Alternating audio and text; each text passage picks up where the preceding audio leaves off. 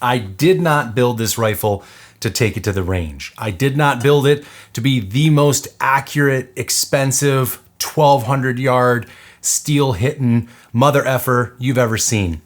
I built this rifle to be the most lethal and reliable hunting rifle that I could build for a reasonable amount of money. I'm gonna walk you through my entire Tikka T3x build and show you why I think this is the single best rifle you can build if you want a reliable tack driver that won't break the bank. Let's take a moment and talk about the term budget as it applies to this rifle, because I know I'm gonna catch a lot of flack. People are gonna say $2,000 is insane for a rifle. You can get way cheaper rifles than that. Sure. You could also spend a lot more on rifles than that. I'm at the point in my life where if I wanted to buy a full custom, I can afford it. But I didn't buy a full custom because I believe that for 99% of what you're looking for, this rifle and this $2,000 build will go head to head with any custom that's out there. Now, when you go below that $2,000, yes, you will get functional rifles, but I don't think they are fighting above their weight class the way that this rifle does for $2,000. So I think when we're looking for budget and value options, or when we're looking for like hyper custom options, I think there's a point of diminishing returns in both directions. And I believe there's a sweet spot in the middle. And I think for rifle builds, $2,000 for this rifle is that sweet spot. There are several challenges you face when you start a rifle build. The first challenge is caliber. Do I go big? Do I go small? Do I go something exotic that's going to be slightly better performing but harder to get factory ammo? You can dive down this rabbit hole all day. I chose to set this rifle up in 6.5 PRC. Let me tell you the criteria I used to come to that decision. I wanted to be lethal over 600 yards. Now, it's not my goal, but if you are only focused 600 yards and in, it opens up some other options. For example, 6.5 Creedmoor is a fantastic caliber, but you're gonna lose lethality after you pass 600 yards. I believe in heavy for caliber, highly fragmenting bullets, which means I don't need to go all the way up to like a 300 Win Mag or a 300 Rum to produce a devastating effect over 600 yards. I wanted something with a good BC. I wanted something with low-ish recoil. It had to have fairly available, high quality factory ammo. And I wanted a Magnum bolt face because there's the potential in the future to move to a 6UM. And in order to do that, I need the Magnum bolt face of this action. So when all that is said and done, the 6.5 PRC chambered with the 147 ELDM Precision Hunters from Hornady was like the best overall option that satisfied all those criteria.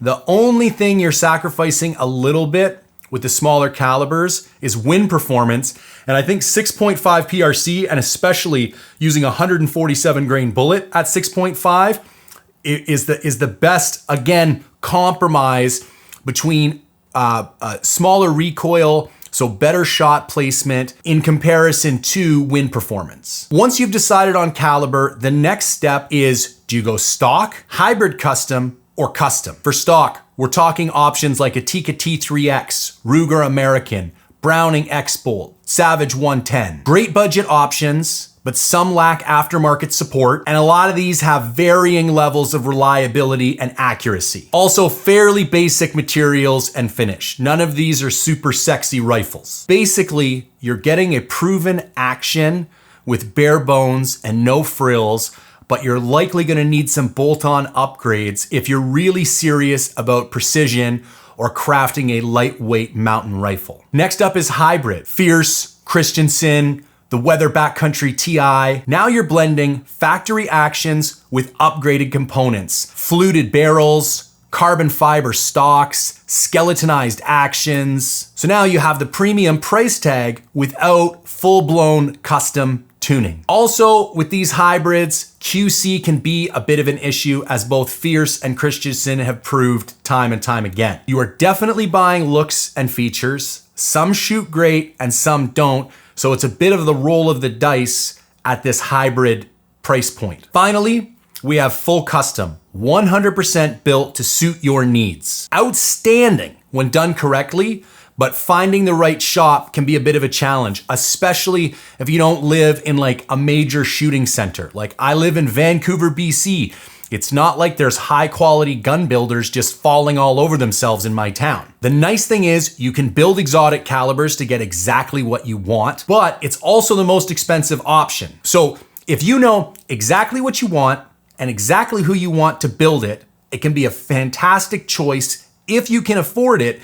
But it's also not necessarily a shortcut because you're still gonna have to learn how to use that rifle, and you're probably gonna go through a lot of growing pains before you find the exact build you love and the exact builder to build it. So looking at all three of those options, I chose the Tikka T3x as my platform because I believe you're getting the same performance as some of the much more expensive hybrid options, and you're getting a platform that has such wide aftermarket support that you can essentially turn it into a custom rifle after you purchase it. Weight is the next question you need to address in your build. How light is too light? What's the tipping point where performance starts to decline? Now for me, I like a rifle in the 8 to 9 pound range. I know a lot of people are gonna wanna go lighter than that.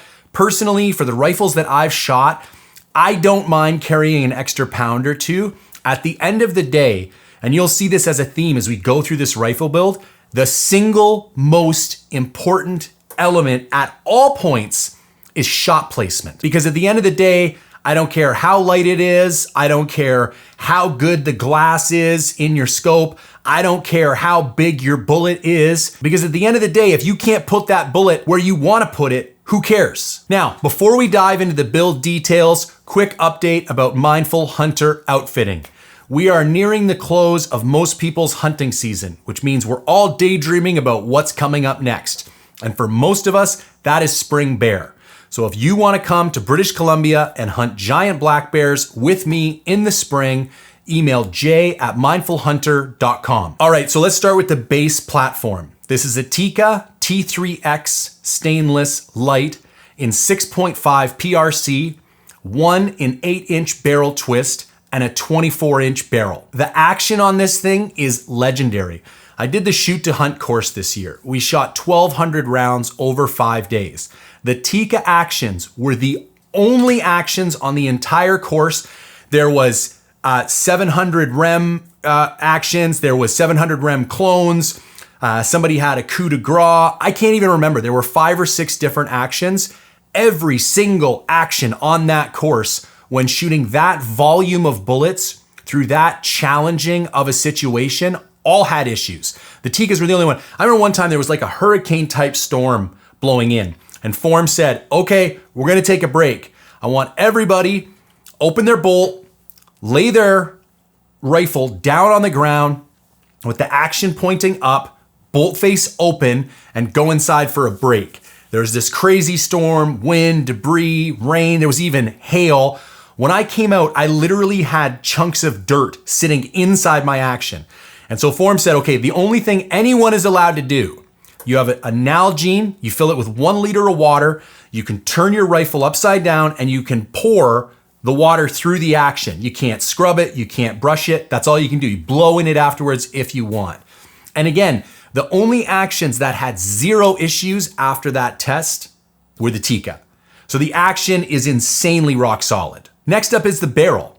You're talking about a barrel made by Seiko. So you have legendary steel, super high quality, super high precision. As I mentioned before, massive aftermarket platform with all kinds of customizable options, from bolt handles to stocks to pre-fit barrels. It's almost an infinite number of customizations you can do on the Tikka platform. Very affordable for what you get. Sticker price right now is $899. And in fact, if you go into Europtic, last year's models are listed at $649. Until the 2026 models, you did have to pay for muzzle threading if you wanted to put on a suppressor or a muzzle brake. But if you buy any of the newer models, and they will have the letters MT at the end of the serial number, they come pre-threaded now. Another bit of a drawback is the plastic bottom metal.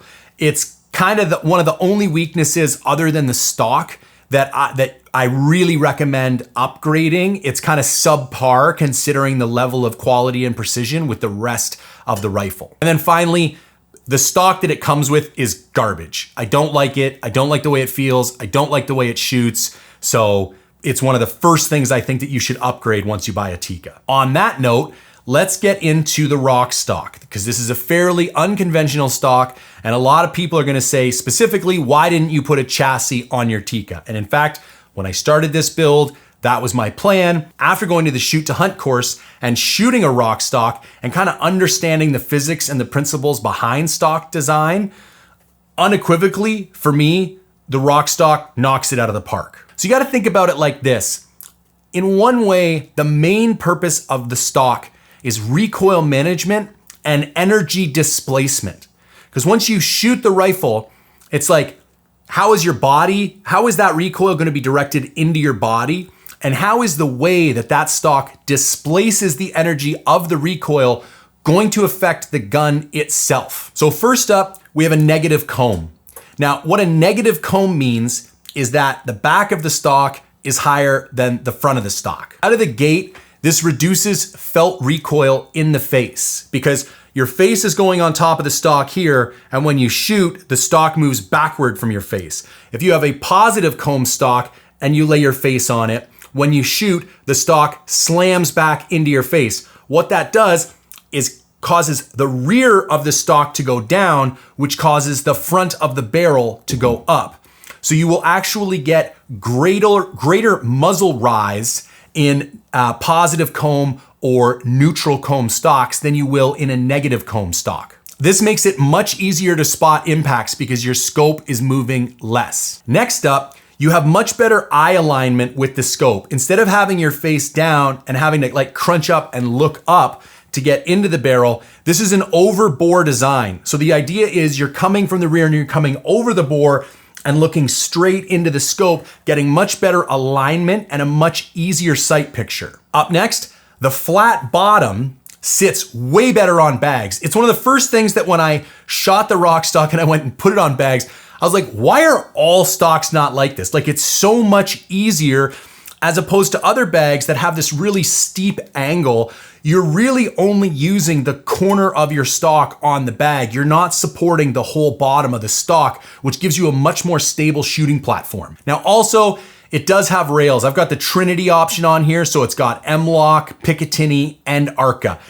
I don't tend to use rails. I'd much rather shoot off my backpack or some type of natural rest or trekking poles, but it's nice to have them and they're there if you want them. Now, one note of criticism, I do find the Rokstock too short. You can get a length of pull increase kit. It basically lets you put these spacers on the end of the butt stock and then put your recoil pad on the end of those spacers. I had to put all the spacers that came in the recoil kit. Now I'm 6'1" and I have big, long chimpanzee arms, so not everybody is gonna do that. But having sat with a bunch of dudes who shot the Rokstock, the majority of people feel that the length of pull is a little too short. Now, you could do a chassis. A chassis will pack nicer for mountain hunts. You can maybe shave a couple ounces by going with a chassis. I'm not gonna do a deep dive on it right now, but from the ones I've shot and from the ways I've had it explained to me, like the mechanics and the physics of it all, I think these solid stocks, especially one that's designed with the negative comb and the flat base, just simply shoot better than the chassis. Also, a lot of chassis kind of put your thumb placement in an awkward position. And when you start learning how to shoot quickly and reload fast, having to swing your thumb out of the chassis every single time actually becomes very cumbersome. And you realize you want more of a neutral position with your thumb so you can access your bolt throw much quicker. I've talked a lot about recoil, and one of the main upgrades that I've done to decrease recoil is having a brake installed on the front. So this is a Salmon River Solutions brake from Unknown Munitions. It's their 4-port stainless steel brake. I wanted to get maximum recoil reduction. I didn't need titanium. I wasn't shaving ounces. I liked the durability of the stainless steel. You'll also notice the brake is not a timed brake. So you do need to take this to a gunsmith to have them time the threading of the barrel so that the muzzle brake is, the rotation of the muzzle brake is perfectly aligned with your barrel. I also installed an aftermarket bolt handle. I got the Unknown Munitions kind of perfectly round bolt handle, and the reason I did that is again for shooting speed. No changes to the trigger. However, I have reduced the pressure on the trigger down to 2 pounds, which is about the minimum pressure you can have on a Tikka trigger before you start like really fiddling with it and taking it apart, and then potentially lessening the safety of the trigger itself. Now, before we get to the scope itself, it is mounted with the Tikka dovetail rings from Unknown Munitions. The reason I did that is I liked the fact that I didn't have to install an additional Picatinny rail. It goes right on the dovetail itself. I also installed the Tikka level that comes from Unknown Munitions. Really well-tested rings. I've had them on there for almost a year now. Super solid setup. And finally, I went with the Maven RS.1.2. Now, I am going to do a deep dive into this scope. In fact, I'm doing a head-to-head review with the Leupold VX5 HD and the Maven RS.1.2. I had both of them on rifles for almost a year apiece. Shot a lot with both of them, shot multiple animals with both of them, and I think I've come to some fairly conclusive, decisions about which one is superior and why. But the short form of that, I personally believe that right now the best bang for your scope on the market is the Maven RS.1.2. It did recently have a slight upgrade in price. Now it comes in at $1,400 US, but still a ton of scope for what you're paying. Criteria for my scope selection. Number one, drop test approved. I know the drop test is very polarizing. If you haven't looked into the drop test yet, just go Google Rokslide drop test and fall into an internet rabbit hole. Essentially, it is an insanely vigorous test that showcases a scope's ability or inability to maintain zero. And after a couple poor hunting situations where scopes lost zero on me, I realized it is the single most important element of a scope. More important than the quality of the glass, the magnification range, first focal plane versus second focal plane, the turret, like literally more important than anything else on the scope. Because if you can't trust your zero, then none of the rest of that stuff matters. So the fact that the Maven RS.1.2 passed the drop test was a major vote of confidence. Up next, price. I wanted something that would be reasonably affordable for people who were trying to put together a build in this price range. Yes, there's Night Forces that pass the drop test. There's other very expensive scopes that pass the drop test, but I wanted to find one that had a reasonable amount of features, but was still somewhat affordable. Weight comes in at 26 ounces. Again, I was aiming for between 8 and 9 pounds on this rifle. And even for people who are aiming a little bit less, I think 26 ounces is just at the upper limit of what most people would be comfortable putting on a lightweight mountain rifle. I also like the reticle design. I personally believe I'm only interested in having first focal plane scopes. Now, what first focal plane means is that your measurements on your reticle will be accurate whether you're at minimum magnification or maximum magnification. If you have a second focal plane scope, the reticle stays the same size, but your background zooms in and out.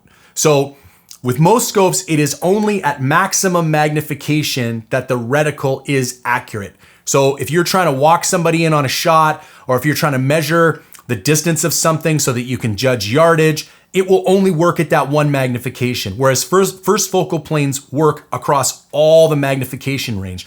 The drawback of that is the reticle gets almost unreadable at minimum magnification. But if you're dealing with a reticle like the one Maven has, it's almost like two reticles in one, because when it completely collapses at minimum magnification, it has these three thick lines, and you can basically quarter an animal. And yeah, you can't see the super fine crosshairs in the middle, but you don't need that. I actually just shot a deer 2 weeks ago with this rifle at 60 yards at minimum magnification, shot it in the heart, super accurate shot, and that reticle was very easy to use at minimum magnification. And then finally, magnification range. I do a lot of timber hunting. It needs to go down to at least 3 to 4. And the fact that this rifle goes from 2.5 all the way to 15 makes it perfect. I also don't really need any more than 15.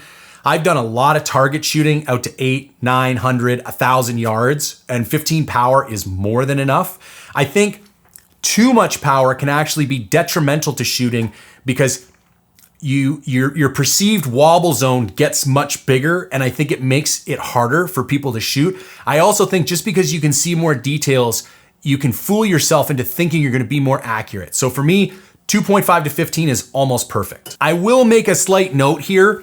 My second choice, and the one I almost pulled the trigger on before this, was the Trijicon 10 mile.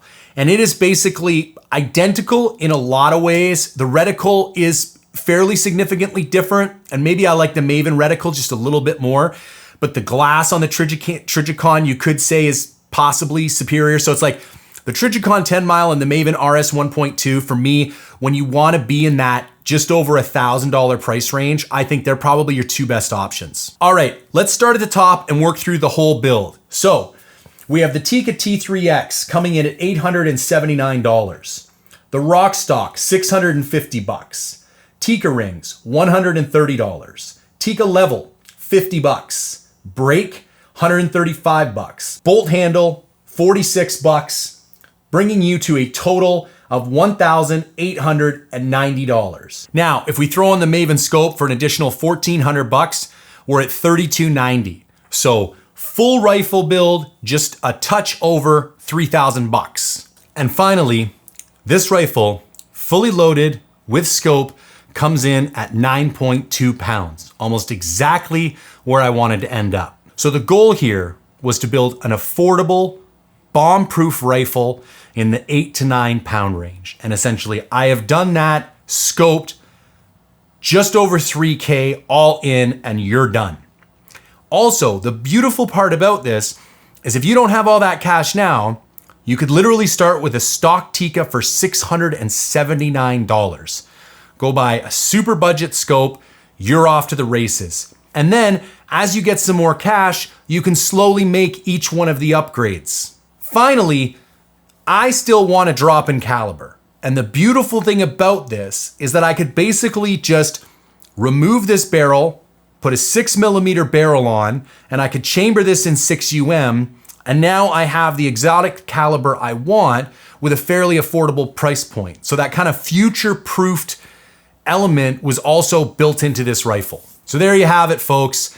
My opinion on what the perfect value-based rifle build is. If you found this helpful and you like my reviews and you want to see more of them, I would appreciate your support.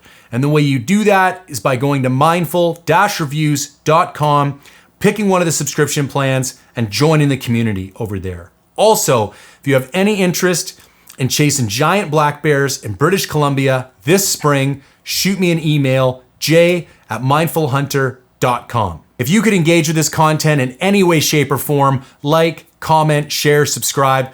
YouTube does not do a great job of boosting hunting content up in the algorithm, so I would greatly appreciate your support. And as always, thank you for tuning in.